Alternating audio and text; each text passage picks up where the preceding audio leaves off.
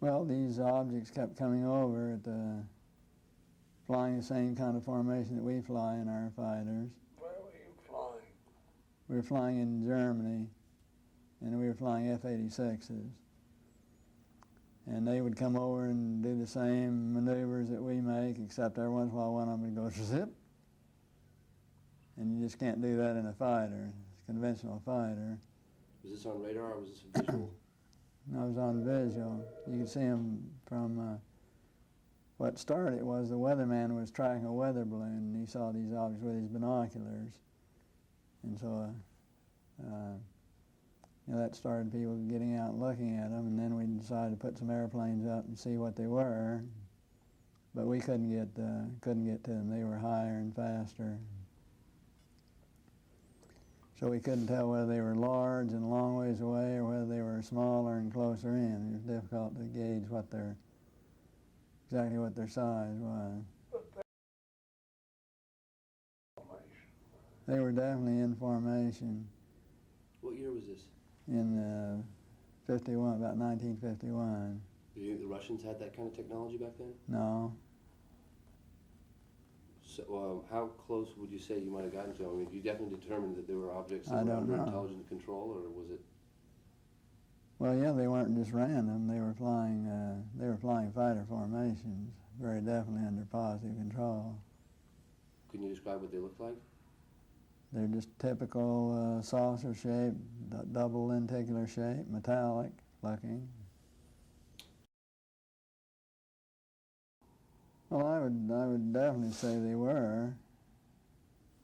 I think they were definitely piloted vehicles, each one with the pilot in it, and very definitely in communication with one another, because they would have flights of more than 4. They'd have flights of maybe 12 or 16, and when they make a turn, they'd cross the flights in under, and they had to be in communication to be coordinated. The stuff we had? Yeah, every once in a while one would zip off to the side, just do a lateral maneuver out to the side. Much as you've ever seen the lights, the UFOs that they filmed over Clear Lake, California. I did. Seen those filmed? I have. How they'll sit there in formation and all of a sudden want to go Mm-hmm.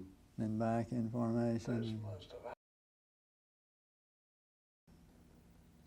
Well, that was I was having some cameramen film the installation of a precision landing facility that we were putting in right on the edge of the dry lake, and this saucer flew right over them and put down 3 little gear and landed out on the dry lake bed.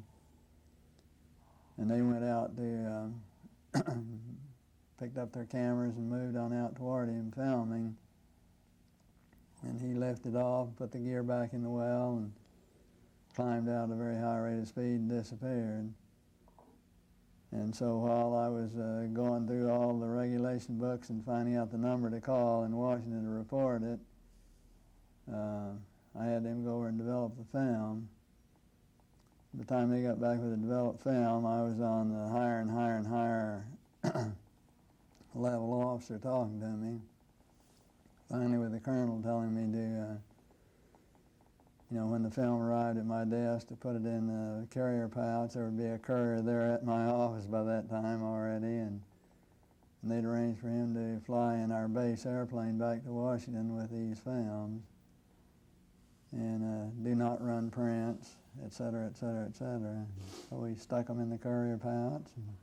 Did you watch the film? We didn't have a chance to run it. I had a chance to hold it up to the window and look at it. It was certainly a good film. Good close-up shots? Good close-up shot. Nothing like I'd ever seen. Was it not like the vehicles you'd seen in Germany? About the same shape, double lenticular shape. Same, didn't have a cupola on it or anything. It was pretty much the same basic shape. Did you? Well, by this time I was involved in the research and development and doing very classified programs myself, at the test center. So I knew that we didn't have any vehicles of that kind, and I was 99 or 9/10% sure that the Russians didn't have any of that type either. So there certainly was, at that point in time, there was no doubt in my mind that this vehicle was made at some other place than here on Earth. You send it on just like you're ordered to do, and do what they tell you what they tell you to do. I was working at the time. I was working on a little program that nobody knew about. We were not allowed to discuss with our family or discuss with anybody, and that was the U2 program. So it was in the same category, really. Why do you think? Second part of your question, I don't know why they're keeping. I think, in my opinion, I think they were worried that it would panic the public if they knew that someone had vehicles that had this kind of performance way back right after World War II, period of time. So they started telling lies about it. And then I think they had to cover another lie, tell another lie to cover their first lie, and now they don't know how to get out of it. Now it's going to be so embarrassing to admit that all these administrations have told a lot of untruths that it's going to be embarrassing to get out of it. Do you think they want to get out of it? Well, I think basically each and every president would probably like to get out of it, would like to come clean on the deal and not have to continue to tell distruths. Eventually there's going to be something happen that will make all of them have egg all over their face, and they're going to have to admit that they haven't been truthful at all. McDivitt had one sighting. On each and every flight, you had your flight plan that was out in every hour, every day, hour, minute, and second. And at a certain particular time, if you looked to a certain degree azimuth, at a certain elevation, you would see a bright object or see some kind of an object, because we track all this space debris. And so we knew where an awful lot of it would be and what you'd expect to see. But he saw this one thing shining out there that was not listed on his space debris chart. So he decided he'd get a picture of it, and he did. He got a picture of it, but of course it was bright, metallic, and it glinted so that all you got are just the bright glint. You can't really tell any details of what it was. And then he saw it for a few minutes. They tracked it, got the one picture of it, but nobody knew what it was. Well, somebody's kept it pretty secret for quite a while, haven't they? 63? Is it 63? Well, I think the only thing that really changed and I think everybody changed, on space flight to some extent, but I think probably the biggest influence it had was it's a real humbler, because when you look at this beautiful big universe that God has created for us, and you realize you're about that part of it, it makes you feel just about that big. Sure takes one down a few notches. Actually, we were very favorably received at the UN, and Kurt Waldheim was very interested, and he agreed that he thought it'd be a good idea to form a committee and to do the investigation at that level. But nothing ever got done. Kind of typical of the UN, they talked a good game, but never got around to doing anything about it. By NASA's own figures, there are some 400,000 other planets out there that could be habitable. And I just can't believe that God would habitate this one planet only and leave all these others barren. In my personal opinion, based on no facts at all, I just feel that we're out here in the hinterland of all the galaxies, or way out in the stick, and that a lot of these other galaxies are closer to one another, and I think they probably have a lot of travel to and from them. And once in a while, we'll get a few travelers, stragglers, or more distant ones come through from distant other galaxies. Can you describe to me It was just a letter I wrote suggesting that I felt we should form a group at the UN level to start gathering information from around the world, and when you get sightings and information and investigations, actually let it be handled and coordinated from that level, because there were a lot of countries that had information, and there were a lot of countries like Russia is now. The government of Russia now works directly with the civilian UFO groups. And you have a difference from country to country to country, but have all this information come together and be correlated in one place would really be a benefit to really try and determine what is real and what is fake.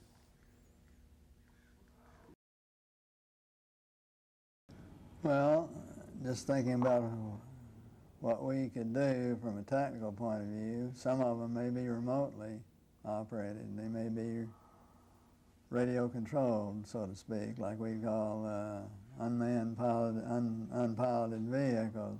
Some of them may be that.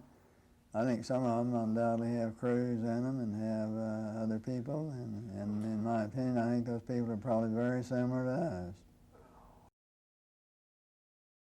There's been some truth in it. I think definitely there was something other than a weather balloon there. Do you think the truth is lost? Well, I think the truth has been very submerged in all the lies that have been told. And Do you think they recovered one of those saucers that you saw? very likely.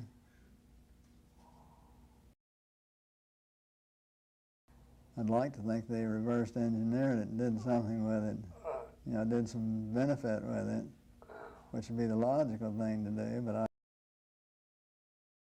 Is that, did you ever try to, did you know where that footage went of the flying saucer that landed on the tarmac? went to Washington, that's all that I know. Did you ever keep in touch with anybody about it or discuss it? How would I keep in touch with anybody about it? There's no way within the military or within the government of keeping track of something that is classified unless you're directly involved in it, and I was not. So I had no way of knowing what happened to it. Was it included in part of the Project Blue Book investigation? No, it was not. And that was one of the complaints I had about Project Blue Book, which in my opinion, Project Blue Book was totally a whitewash. There were a number of other things on Blue Book that I had the occasion to know about that were not included in Blue Book either. What about? No facts, but in my opinion, I think they are coming from some other planet. I think there's no doubt in my mind, in my own personal mind, I think they're for real. I think eventually we'll find out that there's regular travel here on this Earth from other planets. And one last thing.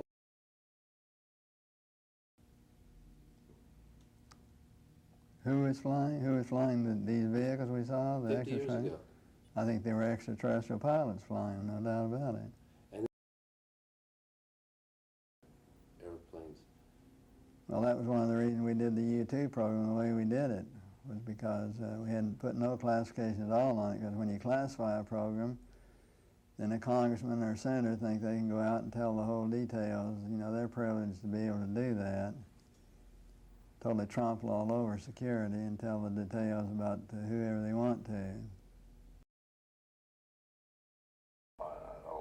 Didn't classify it all, and until Powers was shot down, the world really didn't know about U-2s. Or at least in the United States we didn't know about them. I think we have a lot of potential learning from them if we can just set up the schedule of how to go about doing it. And they can come and land in my backyard anytime. If they want to come and land in my backyard, I'd welcome them. What is, Yeah, I think they're just the same as we are, just a little higher, a little further, and a little faster.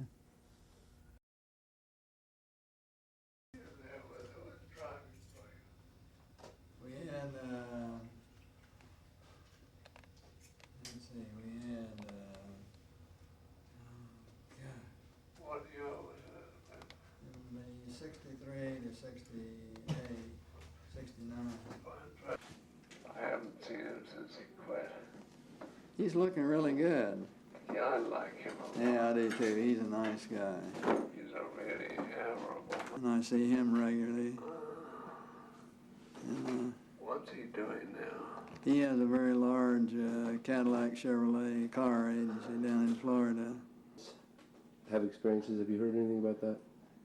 I have a good friend who's a commercial airline pilot. He's had about 3 different occasions where one is pulled right up alongside his wing and No kidding. set in formation with him. And he's on a major airline. No kidding. But the airline has a policy that their crews don't ever talk about UFOs. Is that right? Did you hear that, Ian? No, we couldn't. And on the camera, and for me to be able to use this in the documentary. Okay, my name is Gordon Cooper, and everything I've said is real and acceptable and free for use.